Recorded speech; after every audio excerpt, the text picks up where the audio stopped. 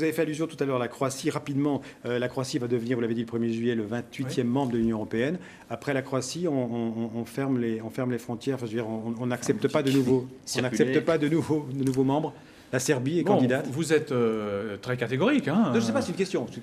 C'est sous forme de question. Nous accueillons déjà les Croates. Oui. Bienvenue à nos amis croates le 1er juillet prochain. Je me rendrai d'ailleurs, symbole, le 13 mai prochain, avec mon homologue allemand, ensemble, premier déplacement en commun, pour délivrer un message au nom de l'Europe à nos amis croates. Ensuite, vous y avez fait référence, il y a eu un compromis historique le 19 avril dernier entre la Serbie et le Kosovo, deux pays qui se faisaient la guerre il y a peu de temps. Et ces deux pays, sous l'égide de l'Europe, ont accepté de se parler alors que leur chef d'État jamais n'avait accepté de se parler. Ils l'ont fait 10 fois, uniquement 10 fois, sous l'autorité de Mme Ashton, commissaire européenne, qui cherchait une solution pour voir comment ils pouvaient en quelque sorte mieux s'arrimer à l'Europe.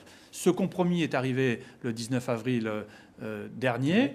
C'est une question qui sera discutée dès cet été, dès le mois de juin, au sommet des chefs d'État européens, pour voir quelle est l'étape d'après, puisque la Commission prône effectivement une perspective européenne. Ça veut dire une adhésion à terme de la Serbie. Pas du Kosovo, puisque ce serait plutôt un traité d'association, c'est une étape moindre. Mais quand on parle de perspective européenne, c'est-à-dire on ne ferme pas la porte, on l'ouvre et on va discuter ensuite pied à pied sur 35 chapitres. Voilà, 35 chapitres, c'est très très long. Ouais. Si je veux dire, la France est favorable à l'adhésion à plus ou moins long terme de la Serbie. Elle l'avait dit, elle le confirme, ce qui veut dire que dans, je ne sais pas, 5 ans, 6 ans, 7 ans, parce qu'il y a ces 35 chapitres les uns après les autres à ouvrir, qui peuvent durer très longtemps, vers des critères de convergence, voilà, mais c'est une belle perspective. Et franchement, quel beau symbole pour l'Europe.